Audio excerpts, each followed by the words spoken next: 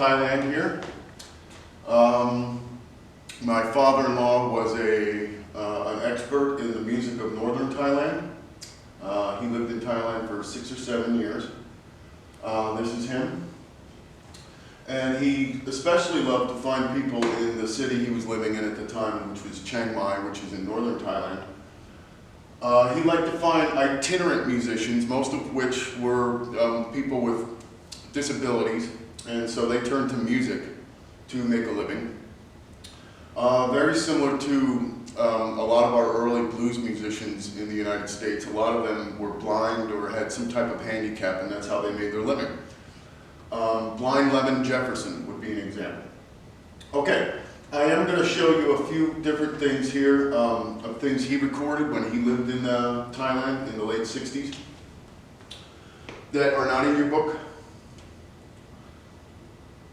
Okay, this is essentially just a group of local musicians from Chiang Mai playing at a temple.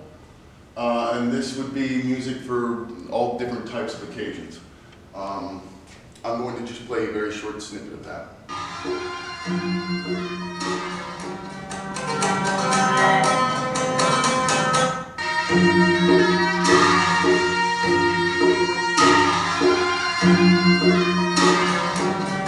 Okay, that was very quick because it's very similar to the things that are in your book. Okay, if you remember the picture I just showed you, this was the gentleman that he was about to record. This is an instrument called the salal. It's a traditional northern Thai guitar. And this guy is about this big. He's a tiny little guy.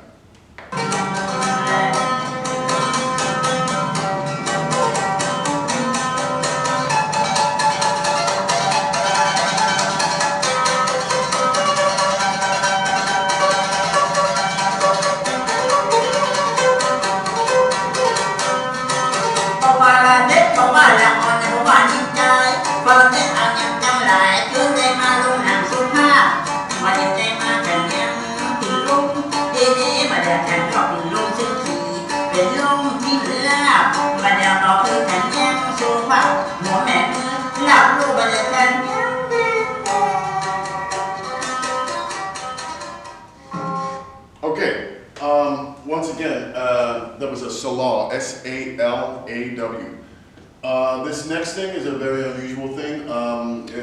It doesn't get filmed very often. It's very dangerous. It is a knife dance, a sword dance.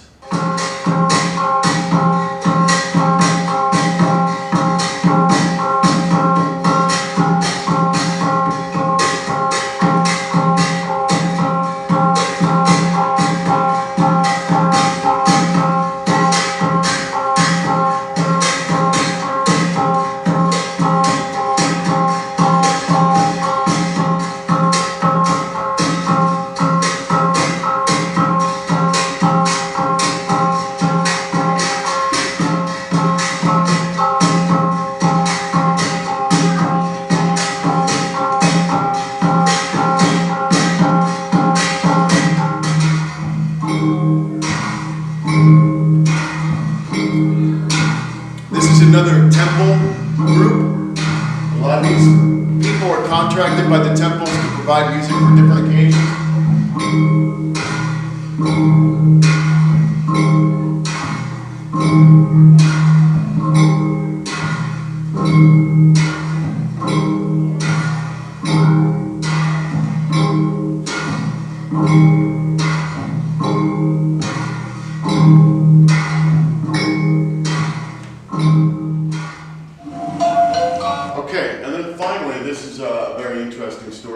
My father-in-law encountered a couple of guys in a tiny little village who had instruments hanging on the wall, and he had never seen the instrument before, so he asked the guys about it, and they told him it was called a pinpia, which is P-H-I-N-P-I-A, pinpia, and it's a chest lute. And he asked if they could play it, and they said they hadn't played it in a very long time, but if he came back in a couple of weeks, they would practice. So he only found a few people in the whole area of northern Thailand that were able to do this or even remembered anything about it. So essentially it was a tradition that was about to disappear completely. him visiting these villages with recording equipment and cameras and things like that, and he was fluent in Thai. His nickname with the Thai people was Telephone Pole, because he was about 6'4", 6'5". So he always created quite a stir, and when he started going to record these guys in these villages, it stirred a lot of interest in the instrument, and he is credited with saving the instrument from extinction. It is quite popular in Thailand again now, and that is attributed directly to my father-in-law. All right, so here's one of the first guys he ever found.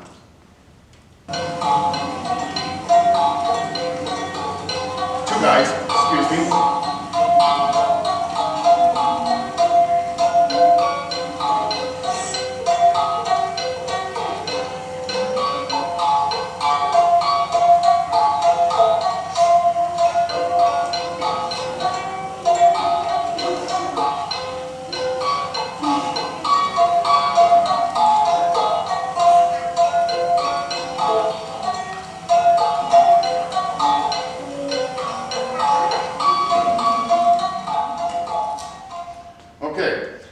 It was used quite a bit as a courting instrument. It's very quiet. If you're courting a girl, she has to sit very close to you to hear it, and then you also have to unbutton your shirt so you can show your chest.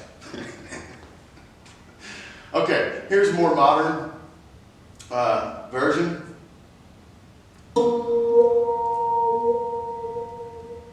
Okay, here you can see, if you want to look it up yourselves, it's a beautiful instrument.